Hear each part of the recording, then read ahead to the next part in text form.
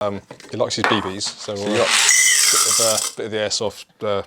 What, gateway drugs, yeah? Yep, gateway drugs. And then this stuff that powers them, it's like gunpowder in a can. Fake gunpowder. Oh, smoky. Bit of coffee. And then we give it a bit of a shake. Mockachino, mate. Do you want some? Yeah, awesome, yeah. Awesome. Yeah, we'll save that for another day, mate. Yeah, okay, no worries.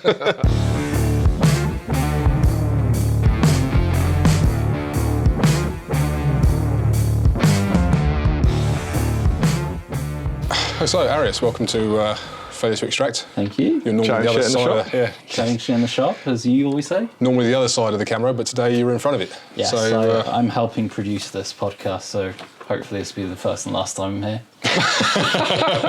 What, this side of the camera? Am I flipping over, am I? Yes. So one fun issue with producing this is trying to deal with the hiccups that we have.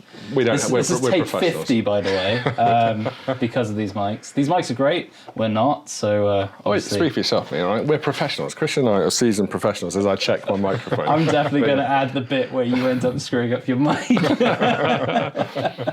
There we go. There we go. So, Khan, welcome to the. Sorry, flashbacks. I just had flashbacks. So my name is. Khan. Yeah. Okay. Yeah. I'm not going to say the rest of that. You have to find out later. But yeah, no, we had an interesting trip to the Czech Republic with Arius. I think it was the first time we went out. Was it the only time we went out? It was the only time we went out. Yeah, and Morad, the chap that runs the range, is absolutely rubbish with names. So Richard on the end, aka Christian, Khan in the middle, aka Arius, and actually that is my name. So I must have made some sort of dodgy impact on him. But there we go. So. But we thought we'd make this episode a bit about gateway drugs, really. And what gateway drugs are, how that sort of gets you into the sport of shooting, and we'll explain a bit more as we go through. That is completely out of context. All you said is gateway drugs. You haven't even talked about what we're talking about in abstraction. So gateway drugs. We'll go with how airsoft kind of can lead into mini rifle and everything else. Just going to take this cap off. Gateway drugs, you mean? It is more annoying. We're talking about gateway drugs. Yeah, gateway drugs. So how airsoft leads to mini rifle, which can lead to full bore. Very true. Yeah. And sort of how it progresses and how it's all kind of linked together as well. So airsoft is playing with airsoft toys, realistic imitation firearms. They're fun. They're great. They're designed to shoot each other with, which is nice. But also they're great training aids for handgun, for example. But also rifle, shotgun-ish. Rifle. More rifle, yeah. G&G. Toys. Yeah, these are toys. Yeah. Although there is some stipulation in law in the UK with it. Generally speaking, they're toys, which is nice. Which means anyone potentially can buy one and can train with it to do anything and everything, which is nice. So when it comes to gateway drugs... So the context of the gateway drug is. I love how you guys are saying. Am I supposed to explain it? You guys. Well, we can explain it. Am I the culprit to explain this wrong? So one of the things that we've been discussing is that how do you get younger shooters into competitive? Let's call it real firearms as opposed to and competitive shooting and other sort of there's a whole world of disciplines out there, and I think airsoft is a really good gateway into the sport, and I think it can be quite addictive for people because it's fun, it's fast, it's loose, and it's good training. Well, it's also reasonably safe, isn't it? Yeah, and if you get it wrong with airsoft when you're actually learning how to do stuff when you're younger, generally younger, then I'm not saying everyone that shoots airsoft is young, but it's then it doesn't hurt as much. I think they're absolutely cracking training tools. I mean, even some of the big top shooters even train with them at home. That's very true. Yeah. I've been known to run around the house or do sort of trigger drills in terms of on light switches and stuff, which is and it's good because it's if you can't use. Honey, can you turn the light off? Yeah. Bang. Yeah. But I think they're great. They're great training tools. I think there's a lot of top level competitors that have started out in airsoft that have moved across to mini rifle. Even Action Air led into sort of pistol shooting in terms of UKPSA type stuff. I think. Well, you came from the UKPSA Action Air types. I did, yeah. I actually started by playing airsoft a lot when I was in uni. So milsim type stuff. Yeah, it was. I wouldn't say milsim, more film sim. It was less of the military side, it was more the fact that you looked the part. All right. So you were running around your halls of residence shooting light switches, weren't you? With leader hose and everything. But yeah, after that, I kind of got bored of that scene. And a friend of mine told me, why don't you try practical shooting? I thought, practical shooting, cool, let's try this. It's before I knew we could have firearms in the UK as well. So it was an interesting learning curve and understanding and knowledge of our laws and stuff as well.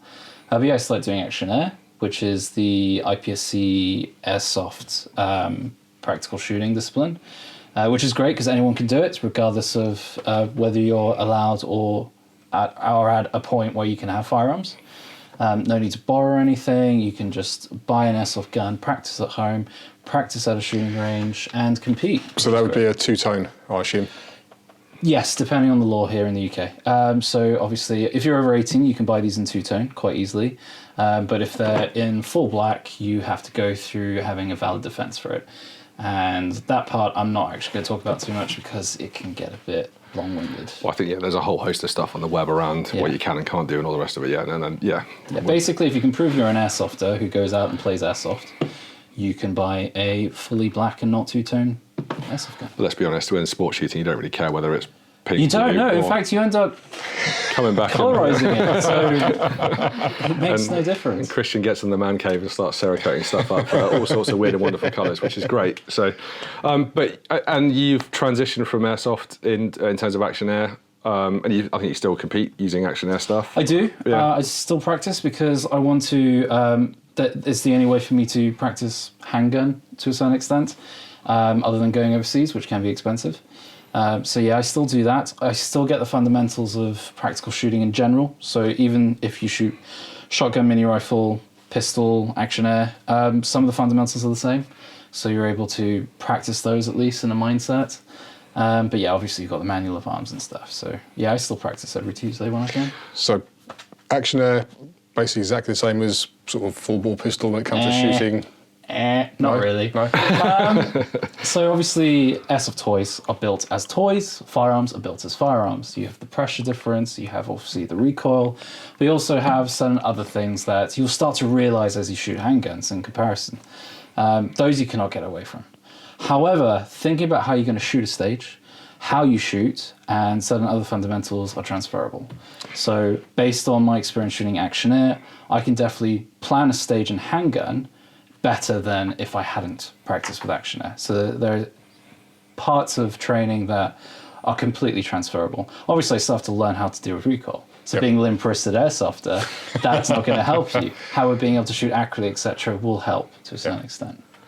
But so you've recently embarked on when I say recently, fairly recently embarked on the mini rifle journey. I think that in terms of 22LR and the stuff we're allowed. Started last year. I was going to say, it's within a couple of years, isn't it, that you've really, jumped straight into it kind of thing. Yeah. And you've obviously got AR-type platform, airsoft stuff, which, we've seen you running around the garden shooting stuff before, and it's all out there on YouTube, But that in terms of the drills and how you sort of handle that firearm, etc., that's really, I think, pushed you into the game probably a lot higher up the tree in mini rifle than you probably would have started if you hadn't done that. It's funny. I think it's a mix of that from playing airsoft and manual of arms with an AR style looking gun.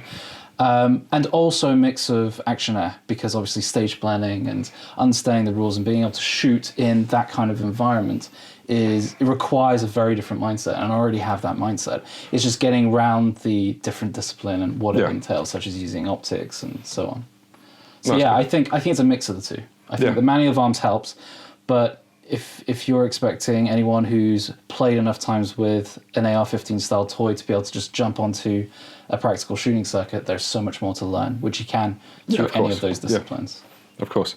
And how do you get into Action Air then in terms of UK PSA type stuff? Is it just a case of jumping along to a club? Literally, a friend of mine said, why don't you come to the shooting club and try it out? And I was like, okay, all you need is an airsoft pistol. Oh, okay, and you need a belt and a holster. Well, I can use my airsoft stuff. Yeah. And it transferred from then on, and I started buying more stuff, getting more equipment, getting more involved with it. And so money pit. And the rest is history. and then you started spending real money on real toys, and then... Do I use fake money on toys? I wish I could. I could save so much money if I used Monopoly money. You probably could save money if you jump straight into the real stuff rather than go through Airsoft, which can be quite pricey. Some of it can be cheaper, I think, can't it? True. Yeah. You don't want to know how much toys cost. And a fundamental question I've got to ask for the viewers out there is that can you hunt pineapples with an airsoft gun? Yeah. Yeah, you can. Okay. Yeah. We'll have to try that one day. So, I'm worried about the bouncing off that thick skin. Yeah. No, it's brilliant. But yeah, I think in terms of the guys that have come through the club, in terms of coming from Airsoft, I think it's been really good to see them progress into the real firearms world. I think it's really important for the firearms industry to embrace Airsoft type stuff, as much as some people hate it, which is fine. You know, each their own. I understand the scrutiny with looking at airsofters with a kind of you don't know the safety behind it, because they don't. Obviously, airsoft gun's not a firearm. You don't use the same mindset. Some of you are running around field shooting each other. Yeah, exactly. The principles of firearm safety do not apply as easily to airsoft because you're technically shooting each other. Well, you are, right? One of the principles of not pointing a gun at when you move it across person. to competitive shooting, though, the safety course you do for Action Air is transferable to across the board. Well, it's essentially the same from what I understand, isn't it? You're held to the same standard and regard that someone with a 4-ball handgun is really. Yeah, that's very true.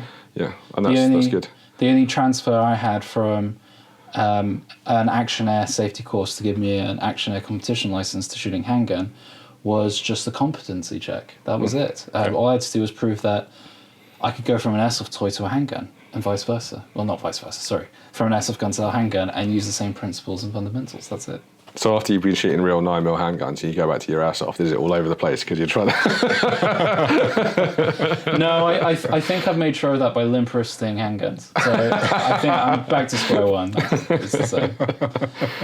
That's good. That's good. Well, I think it's really good to see airsoft stuff coming through. I think it's really important for the sport in general. I think it's really good to see people like yourselves coming into it, which is great.